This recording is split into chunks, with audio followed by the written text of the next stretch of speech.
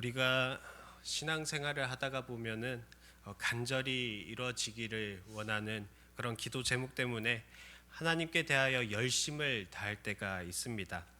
매번 드려지는 예배에 빠지지 않고 하루를 시작하는 이 시간 새벽에 나와서 눈물로 기도하고 때로는 금식하면서 하나님께 매달려 우리의 괴롭고도 어려운 이 현실의 문제를 두고 간절하게 기도할 때가 있습니다. 그런데 막상 그 기도 제목이 이루어지고 나면은 어떻게 되나요? 처음에는 그 감사와 감격이 있었겠지만 점차 그 간절함이 사라지면서 하나님께 대한 열심도 식어버리는 경험을 종종 겪게 됩니다. 이러한 처음 마음을 잃어버리는 모습은 비단 우리들만의 모습이 아니라 본문 속 이스라엘 백성들에게도 동일하게 비춰지고 있는 것을 발견하게 됩니다.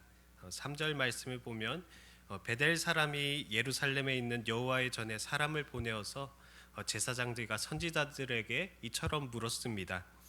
내가 여러 해 동안 행한 대로 5월 중에 울며 근신하리이까? 라고 말씀합니다. 여기서 근신하다라는 표현은 원어적으로는 거룩하게 하다 또는 구별하다라는 의미를 가진 나자르라고 쓰여진 원형인데 쉽게 말하면 금식과도 같은 말로 쓰여졌습니다. 그런데 이들이 묻는 5월의 금식은 율법에 명령된 의무적인 금식이 아니라 그들이 자발적으로 지키게 되었던 금식이었습니다. 당시 5월의 금식은 예루살렘 성전이 바벨론에 의해서 완전히 무너진 날을 기억하기 위해서 지키게 되었던 금식이었습니다. 그래서 이스라엘 백성들은 성전이 파괴된 이후 바벨론의 포로로 끌려간 긴 세월 동안 하나님의 심판을 기억하고 회개하자는 의미로 이 금식을 지켜왔습니다. 포로기 기간만 계산하더라도 70년이라는 아주 긴 세월 동안 그들은 자발적으로 이 금식을 긍정적인 의미의 금식을 지켜왔던 것이죠. 그런데 지금은 상황이 달라졌습니다. 스가랴가 활동하던 때는 성전 재건이 이미 시작되어 진행 중이었고 예루살렘에서는 다시 예배가 회복될 날이 가까워지고 있었습니다. 이제 더 이상 과거의 그 슬픔을 기억하며 금식할 이유가 없어 보였던 것입니다. 그래서 베델 사람들이 질문했던 것은 5월의 금식은 율법적인 그런 기록된 금식이 아닌 자발적으로 드렸던 것이니 이제 우리가 하나님께서 명령한 그 율법 본질을 더 집중하는 게 어떤가요? 라고 하는 질문처럼 보여지기도 했습니다. 하지만 하나님은 그들의 질문 뒤에 감춰졌던 내면의 모습들을 드러내셨습니다. 5절 후반절과 6절 말씀에서 이렇게 말씀합니다. 그 금식이 나를 위하여 한 것이냐? 너희의 먹고 마심이 전혀 자기를 위하여 먹으며 자기를 위하여 마심이 아니냐라고 말씀합니다. 곧 하나님께서는 너희가 금식했던 것은 나를 위하여 한 금식이 아니라 너희 자신을 만족하기 위해서 너희 자신의 그런 위로와 안심을 위하여 자기 중심적인 금식이 아니었는가 책망하신 것입니다. 사실 처음 이 5월의 금식을 했던 의도가 자발적이고 선한 의도로서 지켜왔지만 점차 포로기에서 해방되고 성전이 완공되어 가자 그 처음 마음을 잃어버리고 열정이 식어버린 그 결과가 자신들의 편의를 위해서 그걸 꼭 지켜야 하는가 질문하였던 것을 하나님께서는 아시고 그들을 책망하신 것입니다.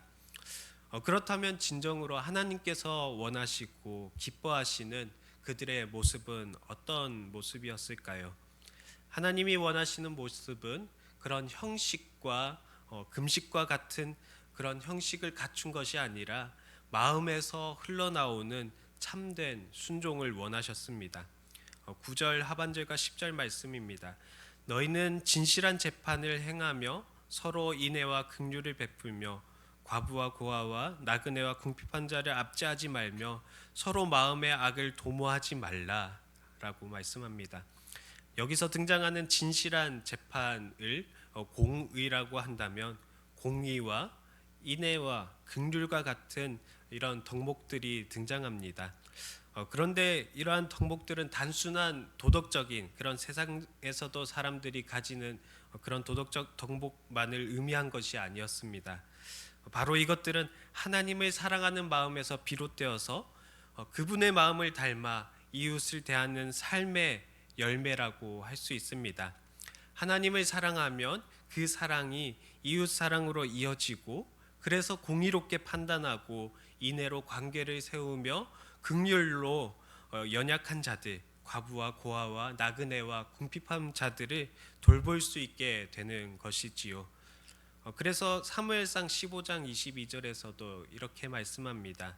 순종이 제사보다 낫고 듣는 것이 순양의 기름보다 나으니 라고 하나님께서 기뻐하시는 모습에 대해서 말씀할 때에 제사라는 형식이 아니라 하나님을 향해서 열심을 내어서 금식하는 것이 하나님이 기뻐하는 것이 아니라 하나님을 사랑하는 마음에서 나오는 참된 순종을 하나님께서는 원한다고 말씀합니다.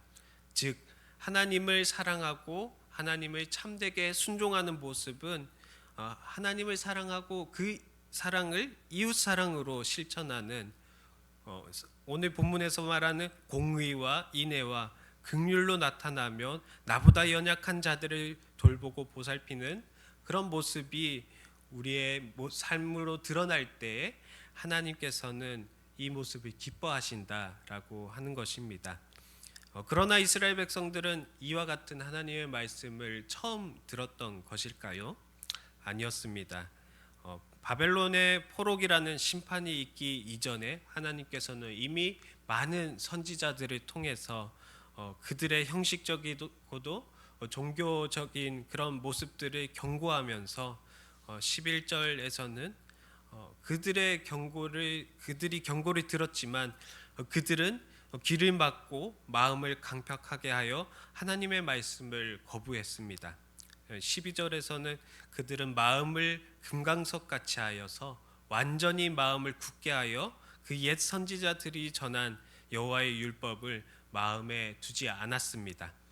다시 말해서 지금 베델 사람들이 금식을 해야 하느냐 말아야 하느냐에 대한 질문과 같은 태도는 이번에만 나타난 것이 아니라 과거부터 반복되어 왔던 이스라엘의 연약한 모습, 즉 불순종이었다는 것입니다.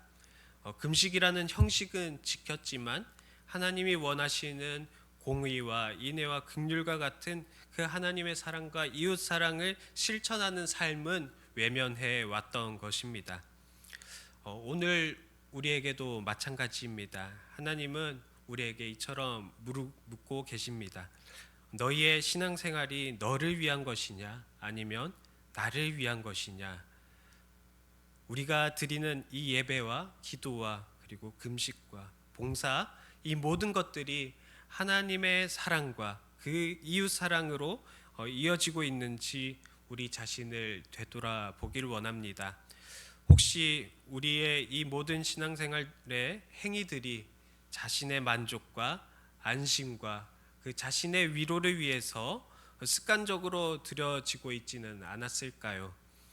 이러한 질문들을 우리가 상고했을 때 오늘도 성령님께서 우리를 인도하셔서 우리가 형식적인 그런 신앙생활들에서 벗어나서 변화된 마음으로 하나님의 공의와 인애와 긍휼을 실천하는 삶을 살아내는 저와 여러분 모두가 되시길 예수님의 이름으로 간절히 축복합니다. 기도하겠습니다.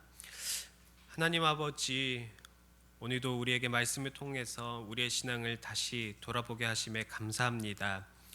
우리가 주님을 향해서 열심으로 예배하고 기도하고 봉사한다고 했지만 그 마음이 주님을 향하지 않고 나의 만족과 안심을 위한 것이 있었다면 용서하여 주시길 원합니다. 오직 주께서 기뻐하시는 것은 형식적인 종교적 열심이 아니라 변화된 마음에서 흘러나오는 참된 순종임을 기억하길 원합니다.